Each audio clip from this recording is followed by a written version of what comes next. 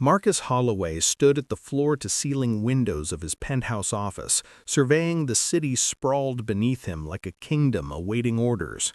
At 42, he had built an empire that touched every corner of modern life. Holloway Technologies wasn't just a company, it was an institution, a force that shaped how billions of people communicated, worked, and lived. His face graced magazine covers with predictable regularity, always accompanied by superlatives: visionary, genius, the man who changed everything. The morning light caught the edge of his champagne glass, refracting through the crystal in patterns that reminded him of data streams, of the algorithms that had made him unfathomably wealthy. Below, the city stirred to life, each person a potential user, a data point, a source of revenue. He allowed himself a thin smile. Power, he had learned long ago, wasn't about being loved, it was about being inevitable. His phone buzzed. Not the public one that his assistant managed, fielding interview requests and charity galas, but the private device he kept for matters requiring discretion.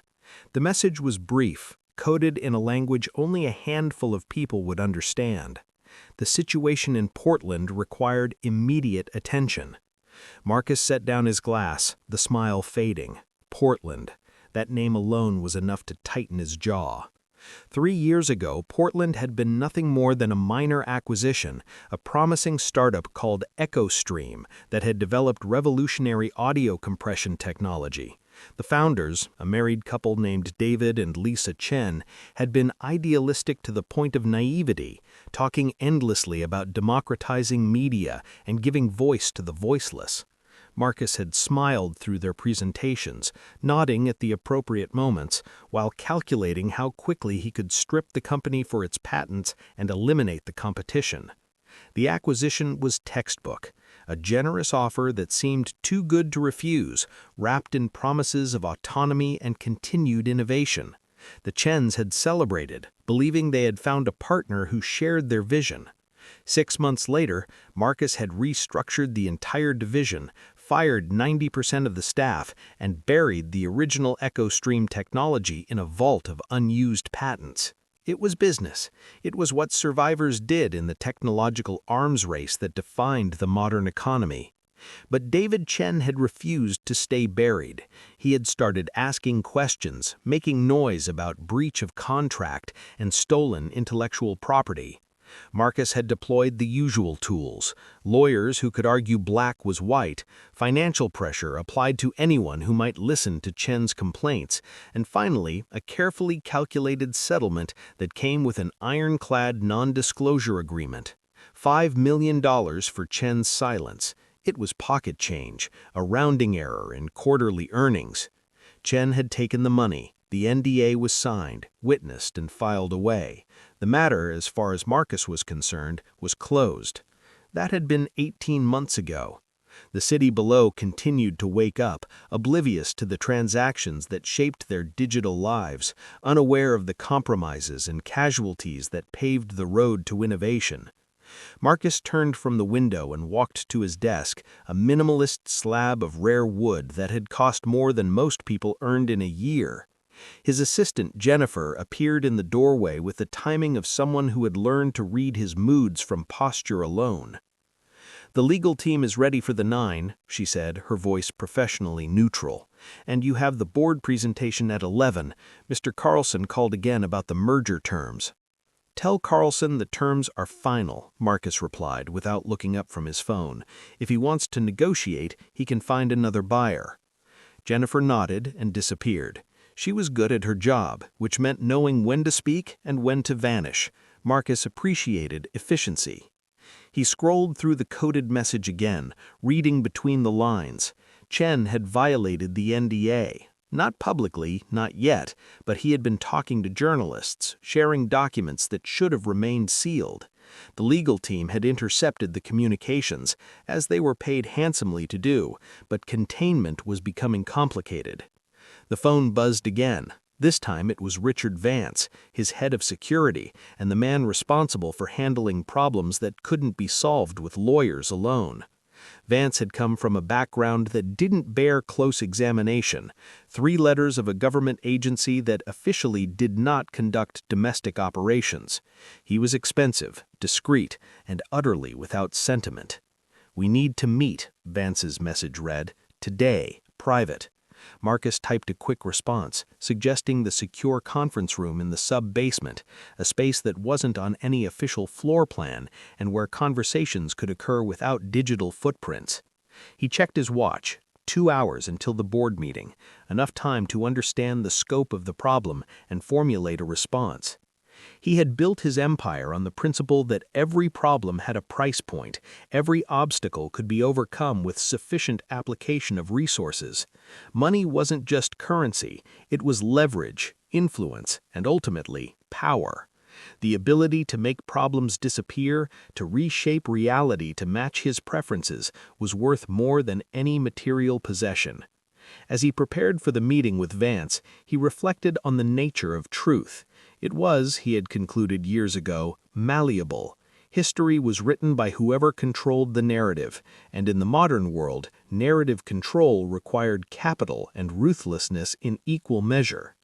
David Chen had made the mistake of believing that truth mattered, that ethics were more than words printed in corporate mission statements. The intercom crackled. "Mr. Vance is here," Jennifer announced. "Send him down," Marcus replied. He took the private elevator to the sub-basement, a journey that felt like descending into the machinery of power itself. The conference room was soundproofed, climate-controlled, and equipped with technology that could detect any attempt at surveillance. Vance was already seated, his face carrying the carefully controlled tension of someone delivering bad news. "We need to move," Vance's message read. "Today, private." Marcus typed a quick response, suggesting the secure conference room in the sub-basement, a space that wasn't on any official floor plan and where conversations could occur without digital footprints.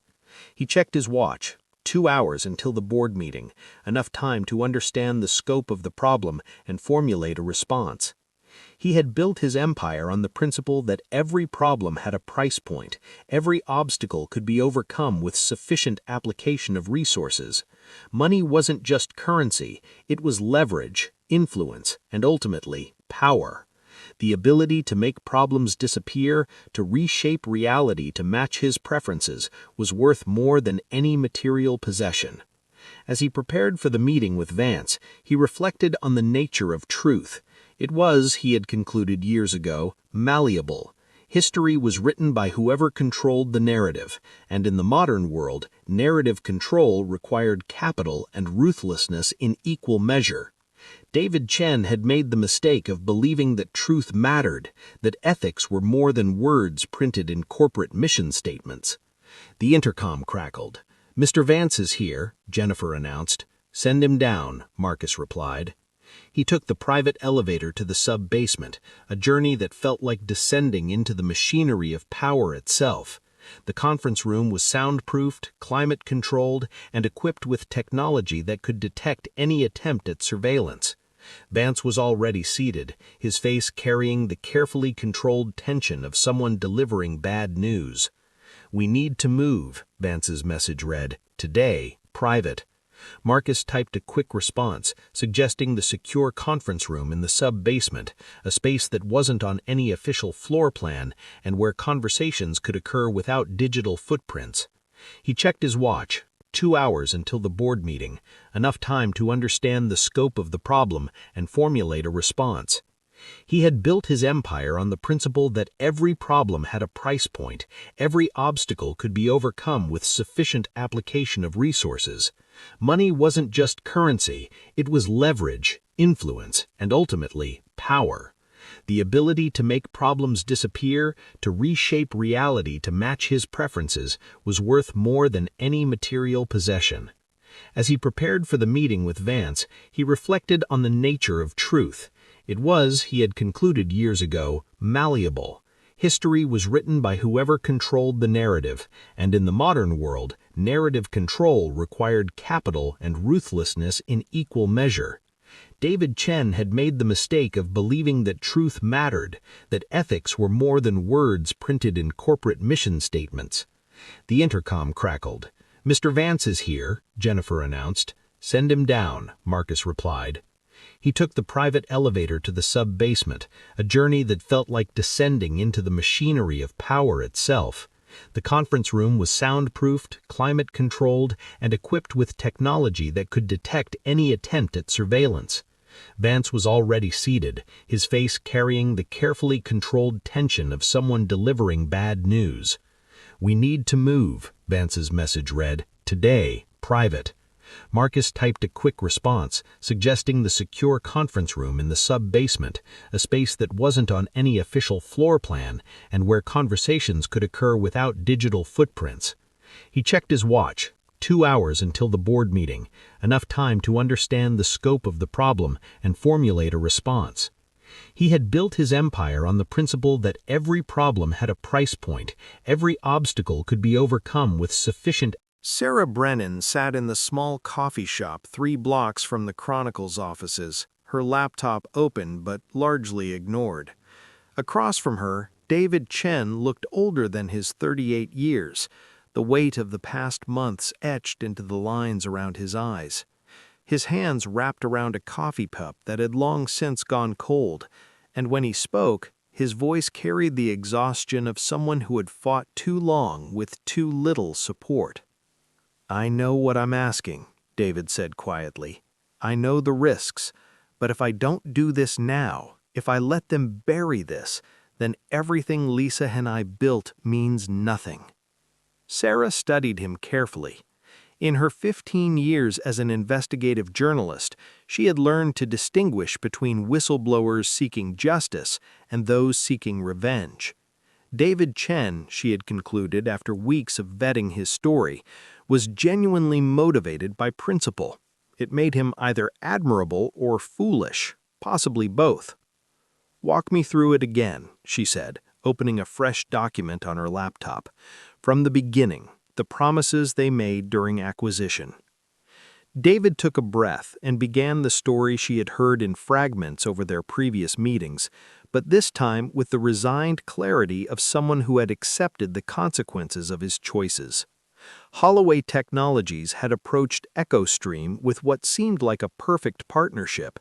The technology David and Lisa had developed could revolutionize audio streaming, reducing bandwidth requirements while improving quality.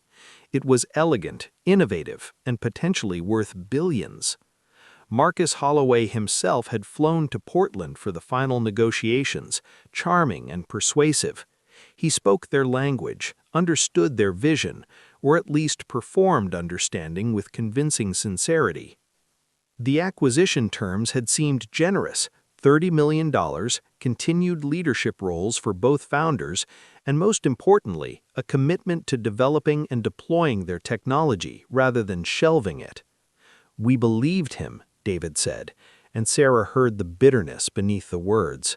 "We actually believed that someone like Holloway cared about anything beyond market dominance."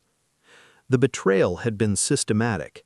Within 6 months, the EchoStream division was restructured. Key team members were reassigned or laid off. The technology was reevaluated and ultimately deemed not aligned with current strategic priorities. Translation: Holloway had acquired them solely to eliminate a competitor and lock away technology that might threaten his existing products. When David had objected, pointing to the acquisition agreement and the promises made, he had been offered a choice: accept a generous severance package and sign an NDA, or face a legal battle that would consume years and every dollar he had. Lisa, his wife and co-founder, had urged him to take the deal. The legal fees alone would bankrupt them, and they had a daughter to consider, college funds to protect. "So I took the money," David said, and Sarah heard the shame in his voice. $5 million to forget everything we built, to pretend it didn't matter. But he hadn't forgotten. He couldn't, and 18 months later, when he learned that Holloway Technologies had filed patents based on their work, claiming innovations as their own, something inside him had broken. The NDA prohibited him from speaking publicly about the acquisition, but it couldn't erase his memory or prevent him from documenting what had happened. Sarah closed her laptop and met his gaze directly. "You understand what happens when we publish this. Holloway will come after you with everything. The NDA violation alone could cost you everything you have left." "I know," David replied, "but I can't live with the silence anymore. Every time I see Holloway on television talking about innovation and disruption, I think about all the real innovators he's crushed. I think about my team, people who believed in something, who got thrown away like garbage." "And Lisa, what does she think?" David's expression darkened. "We're separated. This whole thing, it destroyed us. She wanted to move on, to take the money and build something new. She thinks I'm obsessed, that I'm throwing away our future for a fight we can't win." Sarah had seen this before, the personal cost of challenging power. Marriages crumbled, careers evaporated, and lives were fundamentally altered. The powerful didn't just defeat their opponents, they made examples of them, ensuring that others thought twice before stepping forward. "I have most of what I need," Sarah said carefully. "Internal communications, the original acquisition agreement, testimony from former employees. But we need to be airtight. Holloway's lawyers will scrutinize every word, looking for any opening to discredit the story or claim defamation." They spent the next 2 hours reviewing documents, Sarah asking questions that forced David to recall details he would rather forget. The coffee shop gradually filled with the lunch crowd, conversations flowing around them like water around rocks. Sarah was aware of the risk she was taking personally. The Chronicle would back her, but stories like this attracted legal attention that could tie up resources for years. Her phone buzzed, an email from her editor. "Call me, urgent." Sarah stepped outside and dialed as she walked. Thomas Garrett answered on the first ring, his voice tight with controlled anger. "We received a letter from Holloway's legal team. They're threatening preemptive litigation if we publish anything related to the EchoStream acquisition. They're claiming defamation, stolen documents, and violation of confidentiality agreements." "We haven't even published yet," Sarah replied. "How do they know?" "Good question. Either someone's talking or they're monitoring Chen more closely than we thought. The letter is detailed, Sarah. They know you've been meeting with him." A chill ran through Sarah. Professional surveillance wasn't unusual for someone like Holloway, but the implications were unsettling. If they were monitoring her meetings with David, what else did they know? "We have the story," Sarah said firmly. "Everything is documented, verified. They're bluffing." "Maybe," Thomas replied, "but the board wants a meeting. They're nervous about the legal exposure. Holloway Technologies is a major advertiser." There it was, the reality of modern journalism. Truth mattered, but so did revenue. A prolonged legal battle could cost millions, and Marcus Holloway had effectively unlimited resources to deploy. The threat alone might be enough to kill the story, or at least delay it long enough for public interest to fade. "Set up the meeting," Sarah said. "I'll present what we have. But Thomas, this is important. If we back down now because they threatened us, what does that say about who we are?" After hanging up, Sarah stood on the sidewalk, watching the city move around her with its usual oblivious efficiency. Somewhere in a tower above, Marcus Holloway was probably receiving reports on this exact conversation, calculating his next move with the cold precision that had built his empire. She returned to the coffee shop to find David checking his own phone, his face pale. "My bank accounts," he said quietly, "they're frozen. Some kind of federal audit triggered this morning. And my daughter's college, they're saying there's an issue with the tuition payment, possible fraud investigation." Sarah felt anger surge through her. This is how power operated when challenged, not with direct confrontation, but with 1,000 small pressures that made resistance feel futile. Freeze accounts, trigger investigations, create problems that demanded attention and resources, all while maintaining plausible deniability. "This is Holloway," David said, and it wasn't a question. "This is what he does to people who won't stay silent." "We document it all," Sarah replied. "Every pressure tactic, every suspicious coincidence. It becomes part of the story." But even as she said it, she wondered about the cost. David was already paying it, his life unraveling in real time. How many others would be affected? How far was Marcus Holloway willing to go to protect his carefully constructed image? Marcus sat in the emergency board meeting, maintaining the composed exterior that had served him through countless challenges. Around the table, the faces of his board members reflected varying degrees of concern, from mild unease to barely concealed panic. These were people accustomed to quarterly earnings reports and stock price fluctuations, not the messy reality of investigative journalism and potential scandal. "The Chronicle is moving forward," he stated calmly. "Despite our legal warnings, they appear committed to publishing some version of the EchoStream story. Our response needs to be coordinated and decisive."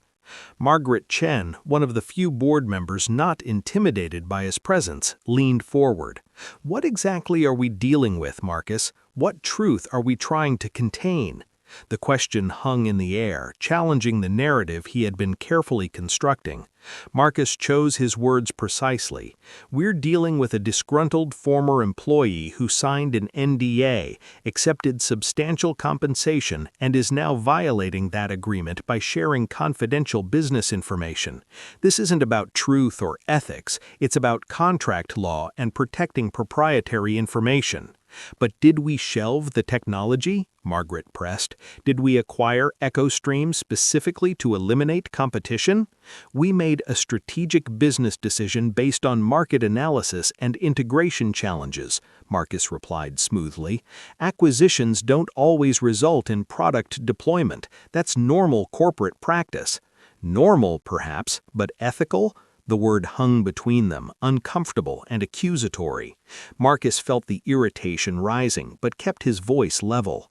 "Ethics in business means fulfilling obligations to shareholders, protecting intellectual property, and maintaining competitive advantage. We did nothing illegal." "Legal and ethical aren't always the same thing," Margaret countered. Before Marcus could respond, his phone vibrated. A message from Vance. "Chronicle editor received threats. Anonymous. Need guidance." Marcus kept his expression neutral, but his mind raced. Threats weren't his style. They were sloppy, traceable, and counterproductive.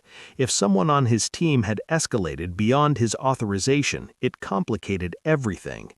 The board meeting continued with discussions of crisis management strategies, media response plans, and legal contingencies. Marcus participated mechanically, his attention divided. After 2 hours, he adjourned the meeting and returned to his office, immediately calling Vance. "Tell me about the threats," Marcus said, without preamble. "Anonymous emails sent to Thomas Garrett, the Chronicle's editor, threatening language about consequences of publication, not specific enough to be actionable, but disturbing enough to be taken seriously." "Who authorized this?" A pause. "No one I'm aware of. It wasn't our operation." Marcus felt a cold clarity settle over him. Either someone on his team had gone rogue, or someone else was playing a deeper game. "Find out who sent them. I want names by end of day."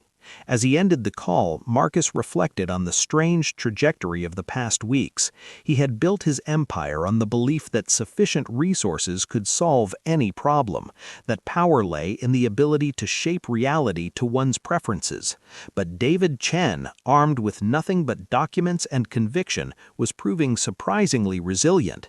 The intercom buzzed. "Mr. Holloway, there's someone here to see you. She says it's urgent and won't speak to anyone else." "Who is it?" "Lisa Chen, David Chen's wife." Marcus felt a spike of interest. Lisa Chen had been notably absent from David's crusade, reportedly separated and opposed to his decision to violate the NDA. Her appearance now suggested a potential opportunity. "Send her up." Lisa Chen entered his office 5 minutes later, looking composed but visibly tense. She was younger than Marcus remembered, probably mid-30s, with the focused intensity of someone who had built something significant and watched it crumble. "Thank you for seeing me," she began, remaining standing despite his gesture towards the chairs.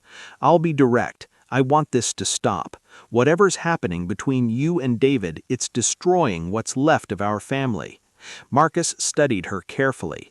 "I'm not the one violating legal agreements, Mrs. Chen. Your husband made choices that have consequences." "He's being audited, harassed, and financially strangled," Lisa replied, her voice hardening. "Don't insult my intelligence by pretending these are coincidences. I know how this works. You have the power to make it stop." "What are you proposing?" "I convinced David to abandon this, to honor the NDA and walk away. In exchange, you call off whatever pressure you're applying. Let us rebuild our lives." Marcus considered the offer. Lisa Chen was offering exactly what he wanted: containment, silence, and the ability to move forward without the distraction of scandal. But something in her demeanor suggested layers he hadn't yet uncovered. "And the Chronicle, Sarah Brennan?" "David's testimony is crucial to their story. Without his cooperation, they have documents but no human narrative. It becomes much harder to publish."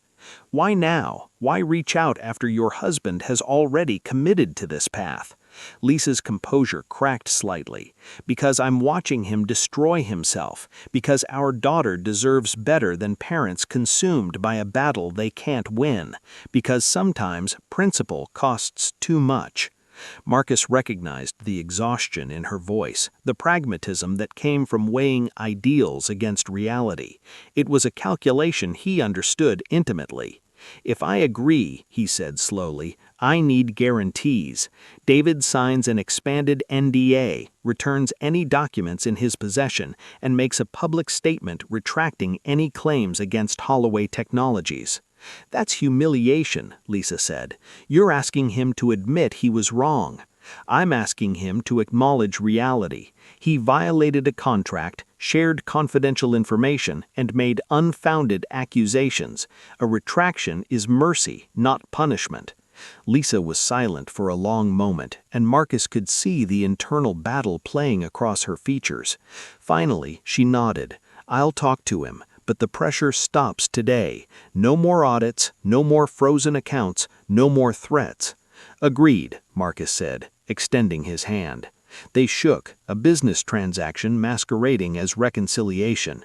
After Lisa left, Marcus stood at his window again, surveying his kingdom with a sense of satisfaction.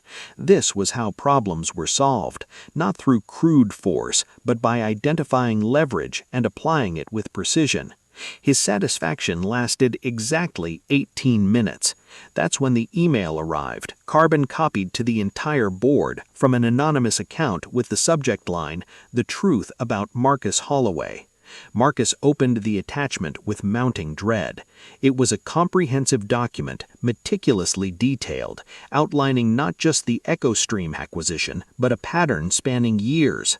Other companies acquired and dismantled, other innovators silenced with NDAs and settlements, a systematic approach to eliminating competition under the guise of innovation. But worse than the factual content were the personal communications included. Emails Marcus had sent, marked as privileged attorney-client correspondence, discussing strategies for neutralizing threats and applying maximum pressure to ensure compliance. His own words, stripped of euphemism, revealed calculations that looked increasingly like conspiracy. The email concluded with a simple statement: "This is what power does when challenged. This is what money buys when ethics are optional. The full document will be published in 72 hours unless Marcus Holloway issues a public apology, restores all technology acquired from EchoStream to the public domain, and establishes an independently administered fund for companies harmed by his business practices. The amount, $1 billion. Marcus read the message 3 times, his mind cataloging possibilities and threats. This wasn't David Chen's work. It was too sophisticated, too comprehensive. Someone else had been building this case, waiting for the right moment. The question was who and what their actual endgame looked like. The 72-hour countdown became a crucible that burned away pretense and revealed the fundamental nature of everyone involved. Marcus Holloway, accustomed to controlling narratives, found himself reacting to events rather than directing them. The board demanded answers he couldn't provide. Major investors called emergency meetings. The stock price began a slow, steady decline as rumors leaked into the market. Sarah Brennan received the same email as the board and immediately recognized it as both opportunity and complication. Someone else was playing a parallel game, using her investigation as leverage for their own purposes. She called an emergency meeting with her editor and the Chronicle's legal team. "We need to publish now," she argued, "while we still control the narrative. If we wait for this anonymous group to release their document, it looks like we're following rather than leading." Thomas Garrett shook his head. "Publishing now looks like we're responding to blackmail. We lose credibility." "We lose credibility if someone else breaks the story we've been investigating for months," Sarah countered. "Our version is vetted, verified, and defensible. Whatever this group has might be explosive, but it's also potentially illegal. Do we want to be associated with stolen privileged communications?" The legal team weighed in with concerns about liability, source protection, and the distinction between journalism and extortion. The meeting stretched into the evening, arguments cycling without resolution. Finally, Thomas made the call. "We publish tomorrow morning Sarah's full investigation with appropriate legal disclaimers. We make clear that our reporting is independent of any external demands or anonymous threats, and we prepare for the legal battle that follows." Meanwhile, David Chen sat in his small apartment, reading the anonymous email for the 10th time. Lisa had called, pleading with him to distance himself from whatever this was, to make clear he wasn't involved. But David felt a strange sense of vindication. Someone else had been documenting the same pattern he had noticed, collecting evidence of systematic abuse of power. His phone rang, Sarah Brennan's number. "Did you send that email?" she asked without preamble. "No," David replied honestly. "I don't know who did, but they're not wrong about Holloway." "David, this is extortion. It's illegal. If you're involved in any way, you need to tell me now." "I'm not involved," David insisted, "but I'm also not going to condemn someone for demanding accountability. Holloway has spent years buying silence. Maybe it's time silence became more expensive than he can afford." Sarah was quiet for a moment. "The Chronicle is publishing tomorrow. Your story, told properly. But this anonymous threat, it complicates everything. Holloway's lawyers will argue we're part of a coordinated attack." "Let them argue," David said with sudden clarity. "The truth is still the truth, regardless of who else is speaking it." In his penthouse office, Marcus Holloway convened his crisis team. Vance, his top lawyers, a crisis communications expert who had salvaged reputations after worse scandals. They gathered in the secure conference room, facing the reality that traditional tools might not be sufficient. "We need to identify who sent the email," Marcus stated. "Vance? We're analyzing digital footprints, but whoever did this covered their tracks professionally. Government-level encryption, routed through multiple jurisdictions. It's not amateur work." "Could it be Chen?" one of the lawyers asked. Vance shook his head. "He doesn't have the technical capability, and it doesn't fit his profile. He's been remarkably transparent about his motivations." "Then who benefits? Who has both the capability and the motive to assemble this kind of comprehensive attack?" The question went unanswered. Marcus felt the unfamiliar sensation of genuine uncertainty. For the first time in years, perhaps decades, he was operating without complete information, reacting rather than controlling. The crisis communications expert, a woman named Andrea Shaw, who had rehabilitated everyone from politicians to corporate criminals, leaned forward. "Mr. Holloway, I need to ask you something directly. Is everything in that document true?" Marcus met her gaze. "Everything is subject to interpretation."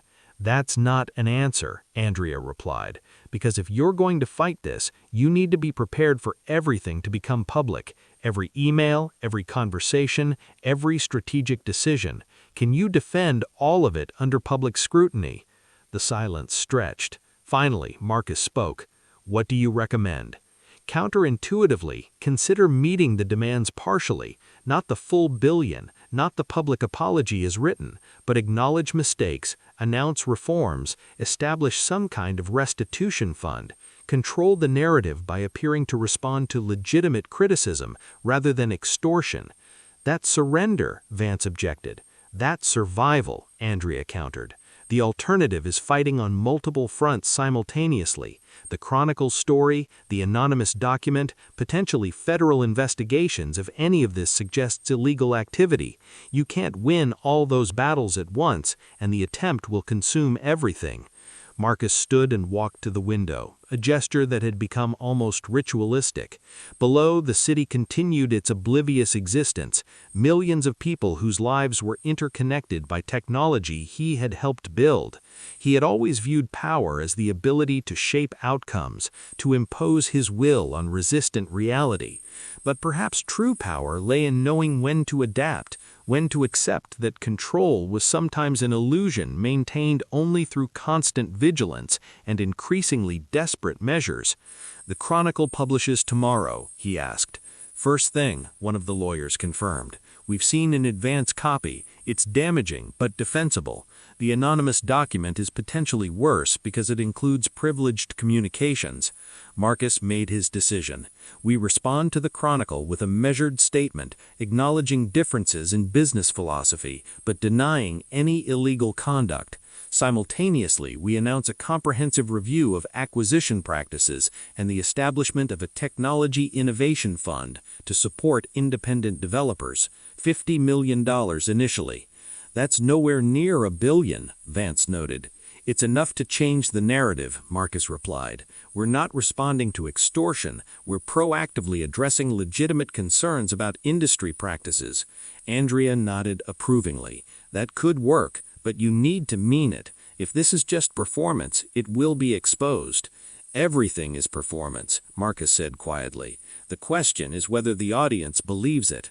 The Chronicle published at 6 a.m. Sarah Brennan's story was comprehensive, devastating, and meticulously sourced. It detailed the EchoStream acquisition, the systematic dismantling of the company, and the broader pattern of competitive elimination masquerading as innovation.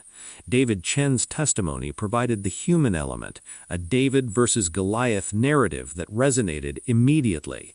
By noon, the story had gone viral. Other journalists began investigating their own angles, finding additional victims willing to speak now that someone had broken the silence. The anonymous group's document appeared on schedule 72 hours later, but by then it was almost redundant. The dam had broken, and the flood was unstoppable. Marcus Holloway issued his statement, announced his innovation fund, and submitted to a carefully controlled interview with a friendly journalist. He spoke about the need for balance between competitive business practices and ethical responsibility, acknowledged past decisions could have been handled differently, and positioned himself as someone capable of learning and growing. Public reaction was mixed. Some saw genuine contrition, others transparent manipulation. The stock price stabilized, but didn't recover. Several board members resigned. Federal investigators opened preliminary inquiries into potential antitrust violations. Through it all, Marcus maintained his composure, playing the long game he had always excelled at. Scandals passed, memories faded, and with sufficient patience and resources, even damaged reputations could be rebuilt. 3 months later, David Chen sat in a small office in downtown Portland, the space Lisa had helped him rent after they had cautiously begun rebuilding their relationship. He was consulting now, helping other small tech companies navigate acquisitions and understand the fine print that could destroy years of work. His phone rang. Sarah Brennan's number. Thought you'd want to know, she said. Holloway's Innovation Fund made its first grant, $20 million to a coalition of independent developers. It's not everything we wanted, but it's something. It's a start, David agreed. And the federal investigation? Ongoing, slowly. But several of Holloway's acquisition targets are filing lawsuits now, emboldened by our reporting. The landscape is changing. After they hung up, David stood and walked to his window. Not a penthouse view, not a kingdom spread below him, but a street-level perspective of ordinary people living ordinary lives. He had lost money, time, and nearly his marriage in this fight. But he had discovered something that Marcus Holloway, for all his billions, had never truly understood. The truth, David realized, wasn't something you could buy or bury indefinitely. It was patient, persistent, and ultimately more powerful than any fortune. Money could buy silence temporarily, could delay consequences, could reshape narratives for a season. But eventually, truth found its way into the light, carried by people who valued integrity more than comfort. Marcus Holloway had learned this lesson the hard way. Whether he truly understands it remains to be seen, but the cracks in his empire were visible now, and once cracks appeared, they tended to spread, no matter how much money you threw at the foundation. In his penthouse office, Marcus stood at his window, surveying the city that felt less like a kingdom and more like a battlefield. He had survived, as he always did, but survival wasn't quite